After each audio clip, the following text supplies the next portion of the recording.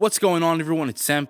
Welcome back to the channel, and today here's my video for the Phase 4 timeline and what we can expect for how each movie fits into the timeline chronologically post Endgame. If you're new to the channel, don't forget to subscribe and like the video. We're slowly getting closer to that first 100 sub mark, so I'm super pumped for that. But anyways, we are just about 2 months out until Phase 4 officially kicks off with Black Widow, so expect a lot more announcements, a lot more news, and you can find it all right here, right on this channel.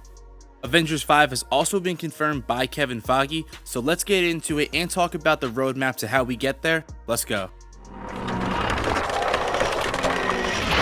Here are all the projects that have been officially announced for Phase 4 specifically. There's also been some for Phase 5 like Black Panther, Guardians of the Galaxy, but remember there are a few shows that have also been added since Comic-Con in July. And besides all of this, we're also most likely going to get Fantastic Four at some point in 2023. So there's a lot of new content coming, and it could just seem like it's one movie here, one movie there, and the timeline keeps going. But it appears that Phase 4 is going to work very differently from the Infinity Saga.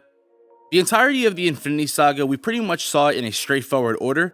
As time moved forward in real life, the year the movies came out followed this pattern. So Iron Man 1 actually took place in 2008, and then 4 years later, the Avengers took place in 2012, and then of course Endgame in 2023.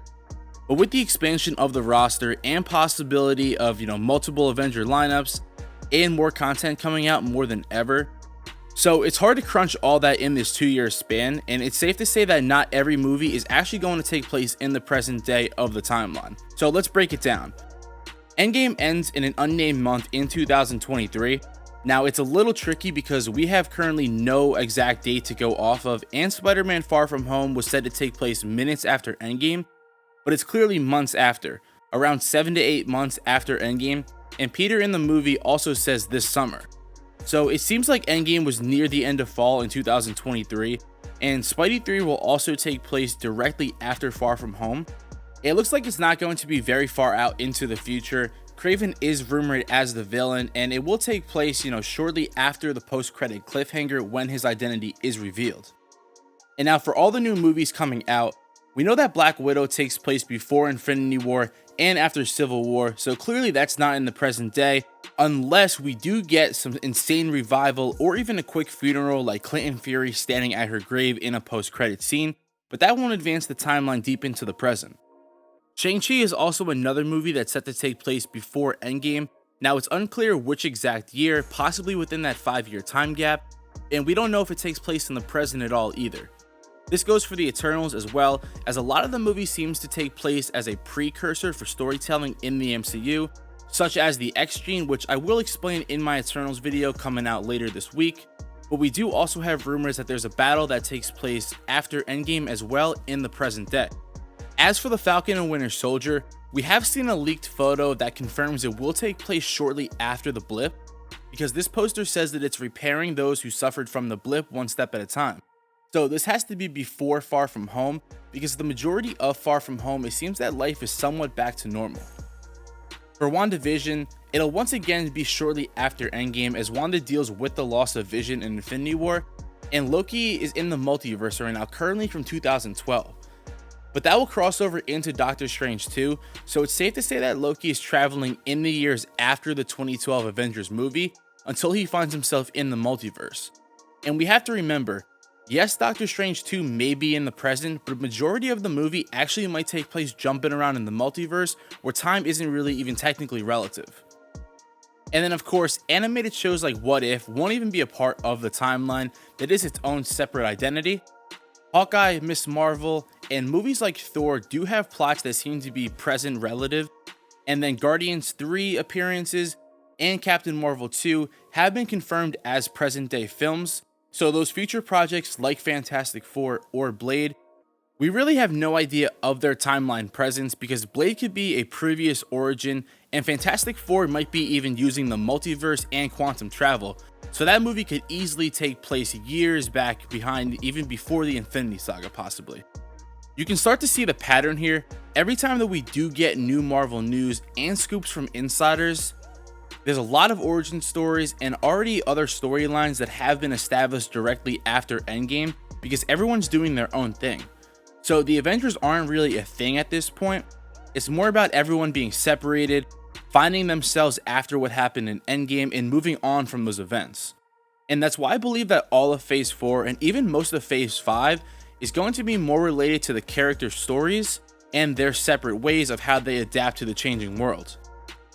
The intro of all these new characters and previous characters finding their purpose is going to lead to the big team up where they're going to understand that the world needs them, and that's where Avengers 5 comes into play. I think that by the time we reach May of 2024 in real life, we will also be simultaneously in 2024, still within the MCU, and what will be near the end of Phase 5, depending on how they make that phase and how long it is for. Like I said, the Avengers that were on the team previously before Endgame, they're all dealing with their own things now, and then for all the new characters that they're trying to introduce, it's most likely origin stories. So there's going to be some way that everything leads up until 2024 with that big crossover movie, but right now, everything isn't in the present day, and for that reason, I don't think we actually are going to see the timeline move forward in the present very fast until we do catch up to 2024 in real life. Avengers 5 is obviously going to come out in May. Now, we don't know the title. It's possibly that it's called The New Avengers, but definitely it will be in that May blockbuster schedule. There's too much story to tell between now and 2023, so it's likely that it won't come out in that year, but 2024 seems to be that year. And to fill the gap, Marvel and Kevin Feige understand that we like team-up movies, so they're delivering. Falcon and Winter Soldier, Thor with the Guardians, Multiverse of Madness, these are all going to fill that gap until Avengers 5 comes out. Now, they have this all planned out. Kevin Feige himself said that they have the next 5 years mapped out, and this was back in 2019 at Comic-Con. So it appears like in 2024, that's when it's all going to start to click together, and that's when we will receive Avengers 5.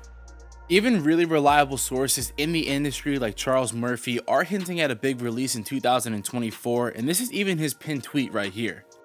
So the timeline post Endgame can be confusing, but don't get confused because you know where it's leading to. It's 2024 and Avengers 5.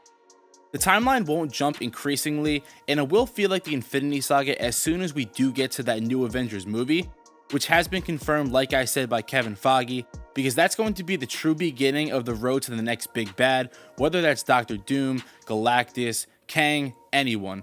Avengers 5 is the most important movie in the next phases, and all of these previous events directly after Endgame or prequels are going to lead to that team up and bring everyone together. But that is all for this video. I do hope you enjoyed it. Go like and share this and let me know what you think in the comments down below about this theory. I know everyone wants info on the Eternals, and I am working on that next big video. You can expect that next week. I'm doing a big dive into the comics for it because I want to make it accurate and of course entertaining. It's going to be my top 5 things that I'm looking forward to.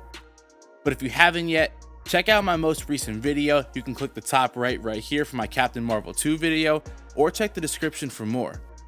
Every Mondays at 8 p.m, come watch, and if you have any other video topic requests, let me know in the comments down below, or as always, you can find me on Twitter and Instagram. You can follow me at Another Marvel G for more daily content. If you liked the video, you know what to do by now. Give it a thumbs up. Make sure you subscribe to the channel and click that little bell icon so you can be the first to see when my videos are posted.